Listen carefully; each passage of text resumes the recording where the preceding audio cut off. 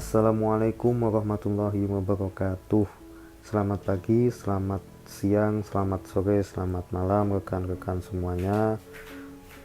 Berjumpa lagi di video Learning Journal Latsar CPNS tahun 2021.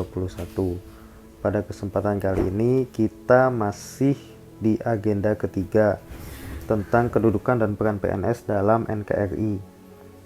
Materi yang akan kita bahas yaitu manajemen aparatur sipil negara. Apa saja yang akan kita pelajari? Yang pertama yaitu kedudukan ASN.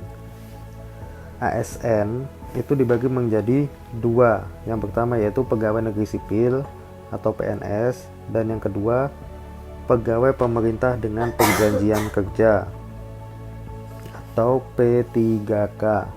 Kedudukan ASN ini yaitu sebagai unsur aparatur negara yang menjalankan kebijakan yang ditetapkan oleh pimpinan instansi pemerintah, serta harus bebas dari pengaruh dan intervensi semua golongan dan partai politik. Kemudian peranan ASN yaitu menjadi perencana, pelaksana, dan pengawas penyelenggaraan tugas umum pemerintah dan pembangunan nasional melalui pelaksanaan kebijakan dan pelayanan publik yang profesional, bebas dari intervensi politik, serta bersih dari praktek korupsi, kolusi, dan nepotisme. Sedangkan tugas ASN yaitu pertama, melaksanakan kebijakan yang dibuat oleh pejabat pembina kepegawaian sesuai dengan ketentuan peraturan perundang-undangan. Yang kedua, memberikan pelayanan publik yang profesional dan berkualitas. Dan yang ketiga, mempererat persatuan dan kesatuan Negara Kesatuan Republik Indonesia. Selanjutnya, saya akan menjelaskan sedikit tentang sistem merit dalam manajemen ASN.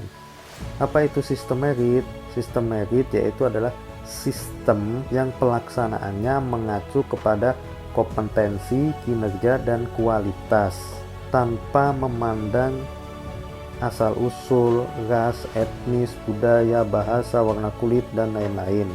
Sistem merit ini adalah sistem yang akuntabel, digunakan mulai pada saat rekrutmen CPNS hingga sampai pola pengembangan karir PNS atau ASN tersebut. Setelah belajar mengenai manajemen ASN, kita masuk ke dalam konsep whole of government. Apa itu whole of government? Whole of government menurut United States Institute of Peace (USIP) adalah sebuah pendekatan yang mengintegrasikan upaya kolaboratif dari instansi pemerintah untuk menjadi kesatuan menuju tujuan bersama, juga dikenal sebagai kolaborasi, kerjasama antar instansi, aktor pelayanan dalam menyelesaikan suatu masalah pelayanan. Sedangkan konsep yang umumnya kita kenal yaitu sebuah pendekatan fungsi dalam lingkup koordinasi yang lebih luas guna mencapai tujuan bersama dalam pembangunan kebijakan, manajemen program, dan pelayanan publik. Pada akhirnya sistem whole of government ini tidak lain adalah untuk kesejahteraan masyarakat. Apa manfaat yang akan diperoleh dengan menerapkan konsep whole of government ini? Yang pertama, adanya efisiensi, sharing informasi antar instansi atau antar kementerian lembaga, lingkungan kerja yang semakin kondusif, daya saing dalam artian meningkatkan kinerja pelayanan, akuntabilitas, koherensi kebijakan.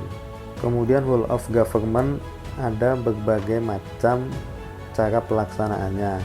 Yang pertama, kategori hubungan seperti koordinasi. Ada kategori hubungan integrasi, saling berkolaborasi, joint working, penandatangan MOU, perjanjian, kemudian kedekatan dan pelibatan, aliansi strategis, perencanaan jangka panjang, kerjasama pada isu besar.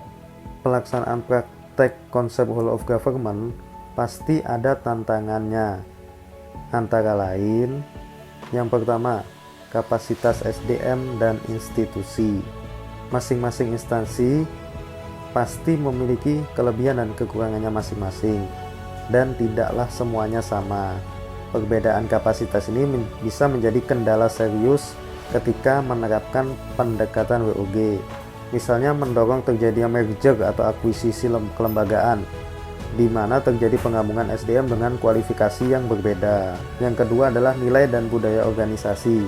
Seperti halnya kapasitas SDM dan institusi, nilai dan budaya organisasi menjadi kendala ketika terjadi upaya kolaborasi sampai dengan penyatuan kelembagaan. Dan yang ketiga adalah kepemimpinan. Kepemimpinan menjadi tantangan yang paling utama dalam pelaksanaan WOG. Kepemimpinan yang dibutuhkan adalah kepemimpinan yang mampu mengakomodasi perubahan nilai dan budaya organisasi serta meramu sumber daya manusia yang tersedia guna mencapai tujuan yang diharapkan. Nah, teman-teman, jadi itulah yang dapat kita pelajari pada agenda 3 ini, yaitu tentang peran dan kedudukan ASN dalam NKRI. Semoga video ini dapat memberikan manfaat bagi kita semua. Terima kasih telah menonton. Akhirul kalam, wassalamualaikum warahmatullahi wabarakatuh.